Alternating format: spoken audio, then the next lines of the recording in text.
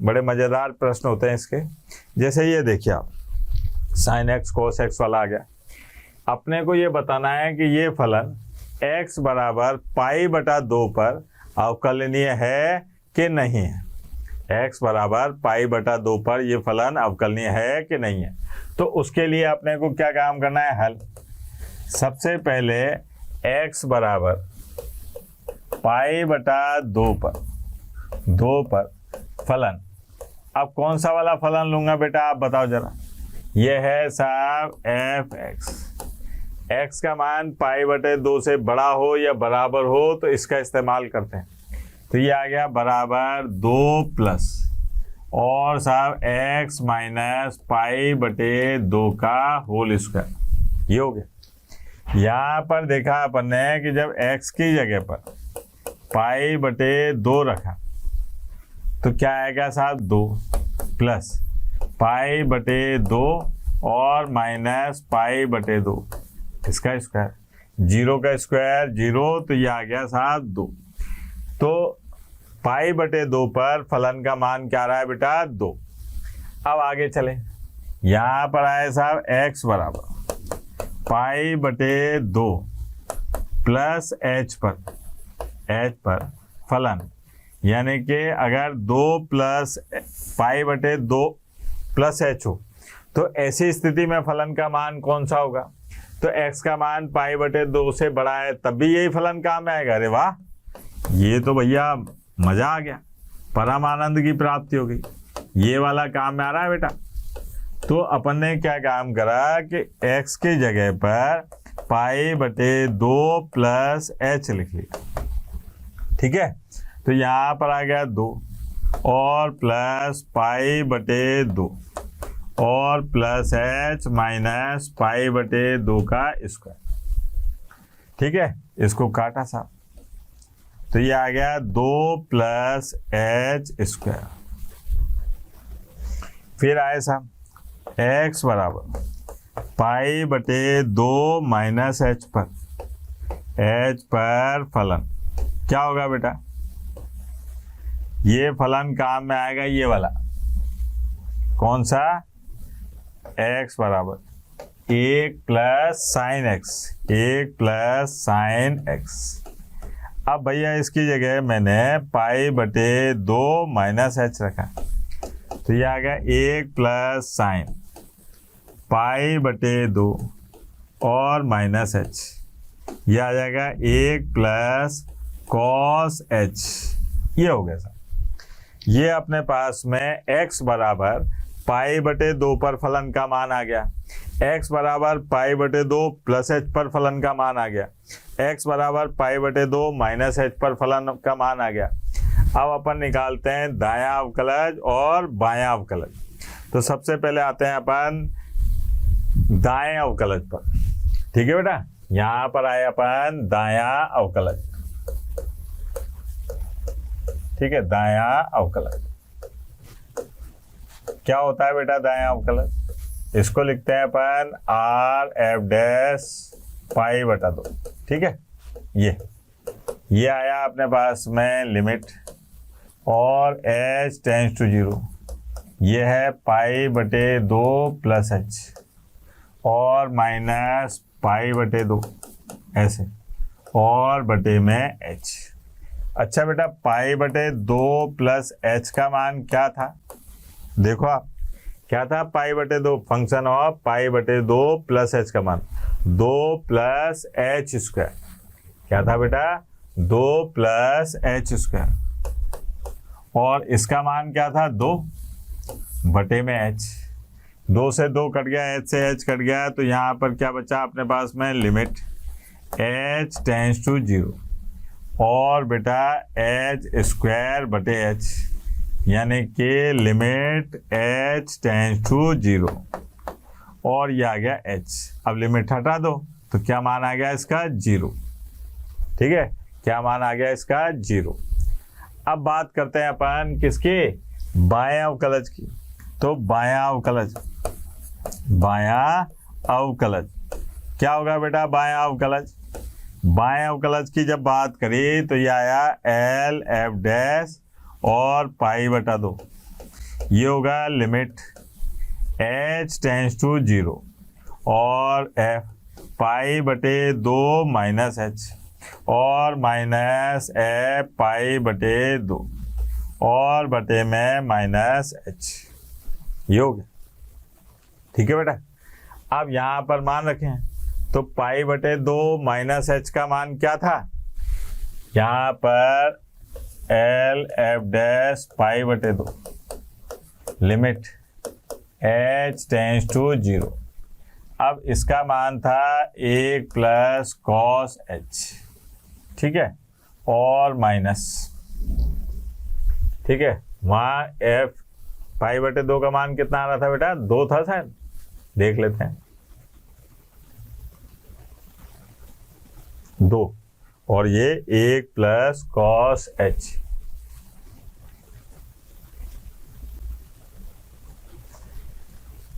Minus 2 और बटे में ये आ गया माइनस h, ठीक है। अब यहाँ पर अपन देखें लिमिट h टेंस टू 0 और ये आ गया कॉस h और माइनस 1 और बटे में माइनस h, ये आ गया कॉस h माइनस 1 बटे में माइनस h। अब इसको सरल करना है अपने को, तो इसको सरल करने के लिए, हाँ भाई, इसको सरल करने के लिए अपने को या तो इसका प्रसार ज्ञात होना चाहिए या तरकीब नंबर 13 आइटम नंबर 14 लगाते हैं। वो क्या है बेटा, limit h tends to minus common लेके काट दिया, ठीक है, किसको, माइनस, ठीक। अब कॉस के साथ जब कभी 1 दिखाई देता है तो उसको काट देते हैं, कैसे, 1 माइनस, और यहाँ पर आ जाएगा अपने पास में 1। कॉस h का फॉर्मूला लगाना है वो वाला जिससे ये कट जाए, तो क्या होगा साहब, ये आ जाएगा 1 माइनस और 2 साइन स्क्वायर h बटे 2 और बटे में h, ये हो गया। अब यहाँ देखो आप, ये 1 से 1 कट गया, ये आ गया लिमिट h टेंस टू 0, ये हो गया 2 साइन स्क्वायर h बटे 2 और बटे में h।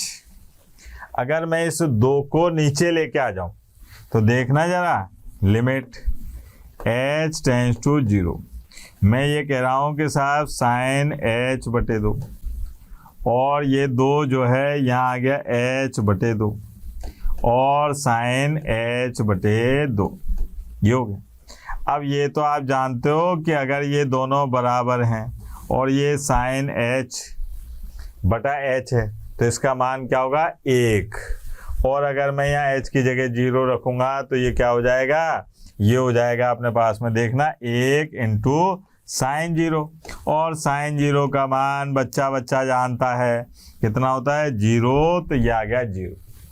अब यहाँ पर पता चला कि साहब चूंकि आर एफ डैश पाई बटा 2 बराबर है, किसके बराबर है, नहीं है भैया, ये तो भूल ही गए अपन कि बराबर, इसका मान कितना था, तो इसका मान कितना था बेटा,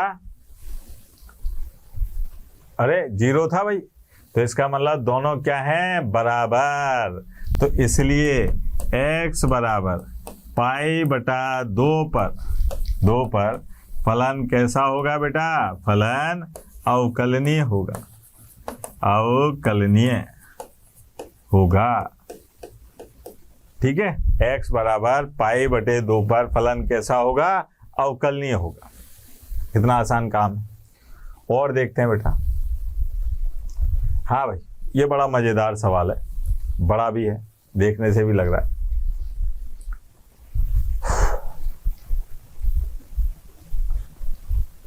हाँ भाई, यहाँ पर कहा जा रहा है कि x बराबर 0 पर इस फलन के अवकलनीयता की जांच करनी। x बराबर 0 पर फलन के अवकलनीयता की जांच करो। आ जाओ मैदान में। ये आए साहब हल। हाँ भाई, इस प्रश्न पर आते हैं। ये बड़ा मजेदार प्रश्न है। ये कहा जा रहा है कि साहब एक फलन है, इसकी अवकलनीयता की जांच करनी है x बराबर 0 पर। तो सबसे पहले हल में क्या दिखाई दे रहा है बेटा?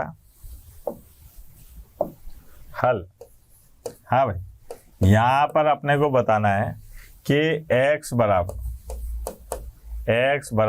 0 पर फलन क्या होगा साहब? x बराबर 0 पर फलन ये आया फंक्शन ऑफ x बराबर 0, तो ये f0 का मान 0 ये हो गया, ठीक है।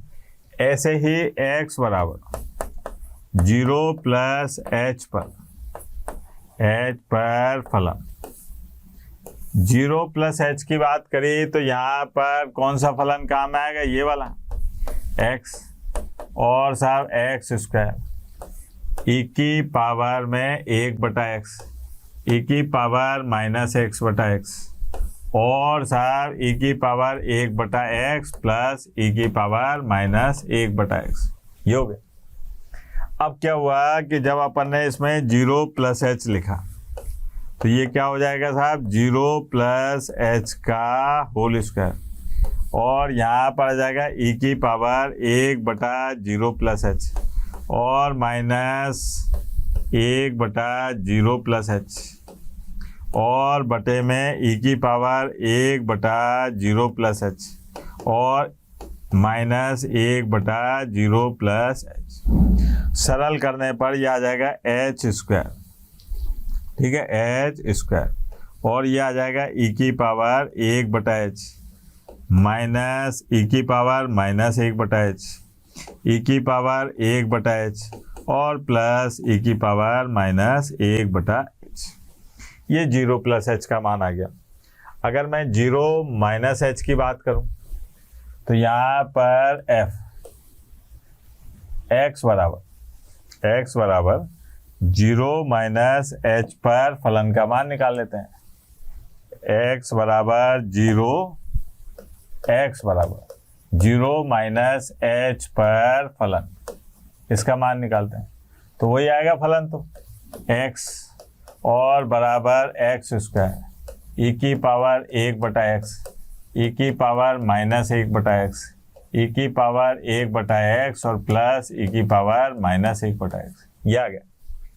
यहाँ पर अपन ने जैसे ही 0 माइनस h लिखा तो ये आ जाएगा अपने पास में h स्क्वायर और यहाँ पर आ जाएगा ई की पावर -1/h माइनस ई की पावर +1/h और ई की पावर -1/h और प्लस ई की पावर 1/h ये आ गया, ठीक है बेटा।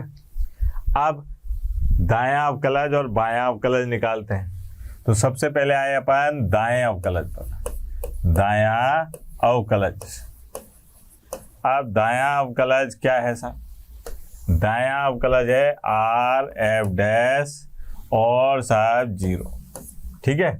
ये है लिमिट h टेंड्स टू 0, सीमा h जो है 0 की ओर अग्रसर है। ये आया अपने पास में भैया 0 प्लस h माइनस f0 और बटे में h।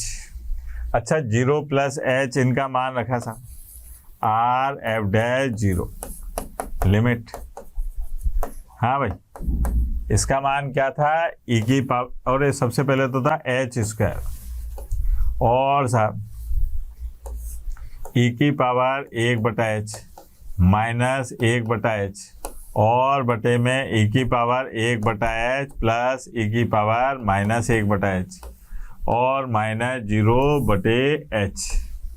इसको सरल कर लेते हैं साहब। लिमिट h टेंड्स टू 0, ये h से h कट गया तो क्या बचा? h। अब यहाँ की बात आई तो यहाँ पर क्या है, पहले तो लिख लेता हूँ, चलो। ई की पावर 1/h माइनस 1/h और ई की पावर 1/h प्लस ई की पावर -1/h। कल मैंने आपको बताया था कि बेटा जब ई की स्थिति आ जाती है तो ई की घात अगर इनफाइनाइट है तो इसका मान इनफाइनाइट होता है, अगर ई की घात -इनफाइनाइट आ जाए तो इसका मान 0 हो जाता है। तो जब ऐसी स्थिति आ जाए, क्योंकि आप यहाँ h की जगह 0 रखोगे तो ये अनंत आ जाएगा। अब अनंत आते ही तो सब गड़बड़। तो ऐसी स्थिति में अपन क्या काम करते हैं, ये प्लस वाली चीज को हटाते हैं, क्योंकि ये अनंत आते ही तो सब अनंत चला गया, यानी कि अपरिमित मान हो गया। अपने को तो परिमित लाना है, तो इसके लिए अपन क्या काम करते हैं, limit h tends to 0, limit h tends to 0। तो यहाँ पर क्या होगा, लिमिट h टेंड्स टू 0 में h टेंड्स टू 0, ये h तो ऐसे ही रखा।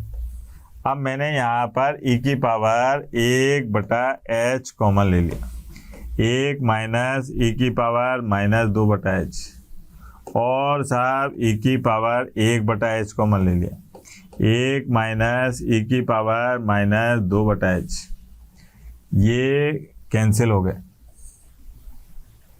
ठीक है, ये क्या हो गए, कट गए।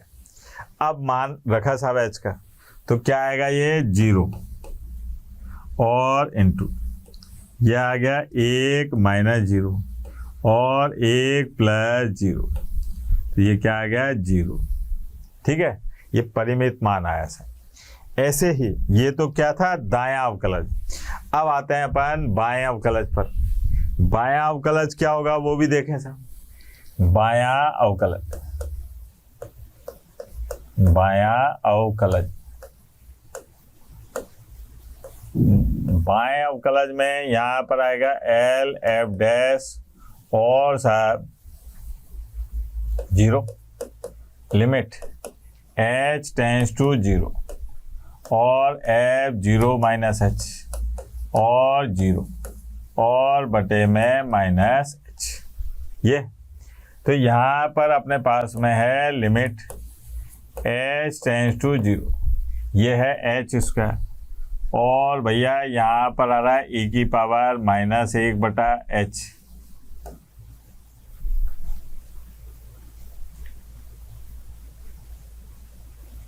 e की पावर -1/h और साहब माइनस e की पावर +1/h, यहाँ पर e की पावर -1/h प्लस e की पावर 1/h -0 और बटे में -h, यह आ गया। यहाँ पर स्क्वायर से ये h गायब, -h बचा, यह आ गया limit h tends to 0 -h। अब यहाँ पर इस e की पावर 1/h इधर से भी कॉमन ले लो, तो क्या बचेगा, e की पावर -2/h और -1, और यहाँ से भी कॉमन ले लो, e की पावर -2/h और +1, यह आ गया। अब यहाँ पर देखो, अब ये अल्लाह को प्यारे हो गए। अब जब लिमिट हटाओ साहब, तो ये आ गया -0 और इनटू यहाँ क्या दिखाई दे रहा है, 0 -1 और 0 +1, क्या आ गया, 0। यहाँ पर पता चला कि साहब आर एफ डैश 0 बराबर है किसके, एल एफ डैश 0 के, यानी कि दायां अवकलज और बायां अवकलज कैसे हैं, बराबर हैं। दायां अवकलज और बायां अवकलज कैसे हैं, बराबर। तो इसका मतलब ये हुआ कि इसलिए, ठीक है, इसलिए x बराबर 0 पर फलन कैसा होगा बेटा, फलन अवकलनीय है, अवकलनीय है। यह आगे x बराबर 0 पर फलन अवकलनीय है। ठीक है सर, ये है सब। अगला प्रश्न और देखते हैं साहब, ये बड़ा मजेदार प्रश्न है। ठीक है, m के किस मान के लिए ये जो है अवकलनीय होगा, x बराबर 0 पर m के किस मान के लिए ये फलन अवकलनीय होगा। NCERT का अत्यंत महत्वपूर्ण प्रश्न है, बोर्ड परीक्षा में आने की सबसे ज़्यादा ताकत रखता है। ठीक है, तो यहाँ पर सबसे हल निकालते हैं साहब। अपने को यहाँ मान निकालना है किसका, m का, है ना। तो ये कह रहा है कि साहब x बराबर 0 पर फलन क्या होगा बेटा, x बराबर 0 पर फलन, x बराबर 0 पर फलन होगा ये x और साथ 0, जब 0 मान रखा तो ये आ गया 0। फिर x बराबर 0 प्लस h पर फलन, ये क्या हो जाएगा बेटा, ये आएगा अपने पास में x की घात m और साइन 1/x। अब यहाँ पर अगर मैं 0 प्लस h रख लूँ तो ये आ जाएगा साहब h की घात m और साइन 1/h। अगर x बराबर 0 माइनस h पर फलन देखूं तो यहाँ पर अपने पास में क्या आ जाएगा, f, यही होगा साहब, x की घात m और साइन 1/x। यहाँ पर आएगा f 0 माइनस h, तो ये आ जाएगा माइनस h की घात m और साइन माइनस 1/h, ये हो गया। अब बात कर रहे हैं अपन दाएं अवकलज और बाएं अवकलज की, ठीक है। तो चूंकि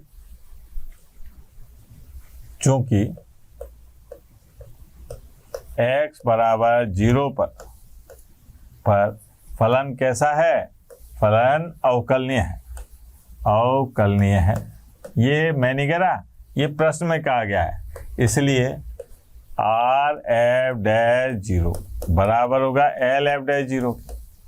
इसका मतलब limit h tends to 0 f 0 plus h minus f 0 और बटे में h, ये बराबर होगा किसके, लिमिट h टेंड्स टू 0 और f 0 minus h minus f 0 और बटे में माइनस h, ठीक है।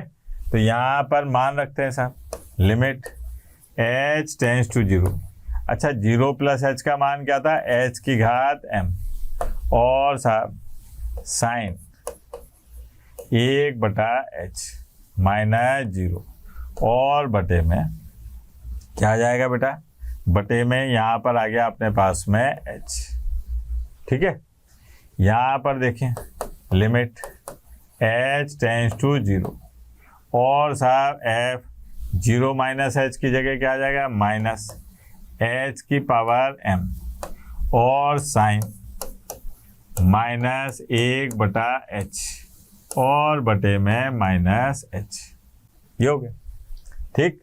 अब यहाँ पर अगर इस h को हटाता हूँ तो ये आ गया लिमिट h टेंड्स टू 0, ये है अपने पास में h की पावर m माइनस 1 और साइन 1/h, ये है लिमिट h टेंड्स टू 0, ये है माइनस h की पावर m माइनस 1 और साइन माइनस 1/h। अब मैं लिमिट हटाने गया, h की जगह पर मैंने 0 रखा तो ये आ गया 0 की पावर m माइनस 1, ठीक है।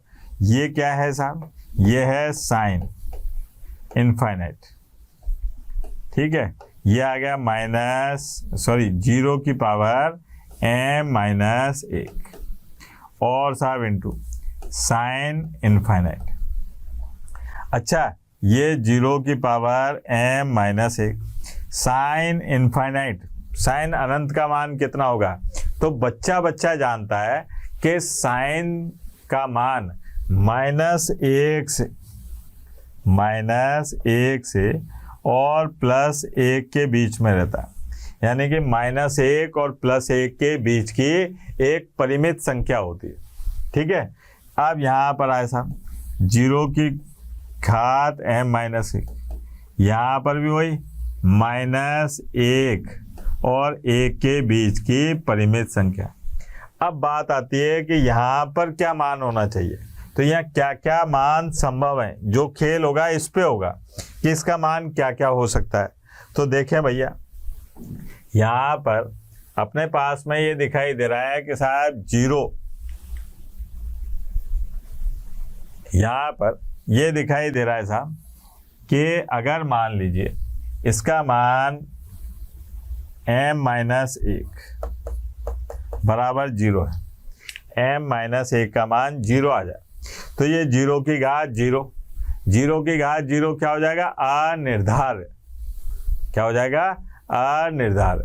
अगर मान लीजिए m-1 का मान 0 से छोटा आ जाए यानी कि ऋणात्मक आ जाए तो ये क्या हो जाएगा? 0 की पावर -1 यानी कि 1/0। 1/0 आते ही अनंत हो गया, अनंत होते ही ये क्या हो जाएगा? अपरिमित। अपरिमित हो गया तो इसका मतलब अगर अवकलज के मान अपरिमित आते हैं तो ये अवकलनीय हो ही नहीं सकता। प्रश्न वाले ने तो पहले ही कहा कि साहब ये अवकलनीय है। तो अब क्या बची कंडीशन कि m-1 इसका मान 0 से क्या होना चाहिए? बड़ा। अगर ये 0 से बड़ा है तो ऐसी स्थिति में क्या हो जाएगा? m-1 अगर 0 से बड़ा है, ठीक है, तो ये क्या हो जाएगा? r(f'(0) बराबर हो जाएगा किसके? l(f'(0) के। तो जब m-1 0 से बड़ा है तो m-1 0 से बड़ा होने का मतलब m का मान 1 से बड़ा होना चाहिए। यह आ गया साहब। तो इस फलन के अवकलनीय होने के लिए m का मान 1 से बड़ा होना चाहिए। आई बात समझ में? ये है साहब, ये अवकलनीयता के कुछ अच्छे सवाल थे और अवकलनीयता के बारे में सारी जानकारी थी। कल अपन पढ़ेंगे अवकलज के बारे में, अवकलन कैसे करते हैं इस बारे में। तब तक के लिए टाटा बाय बाय, धन्यवाद। कल फिर मिलेंगे। ओके।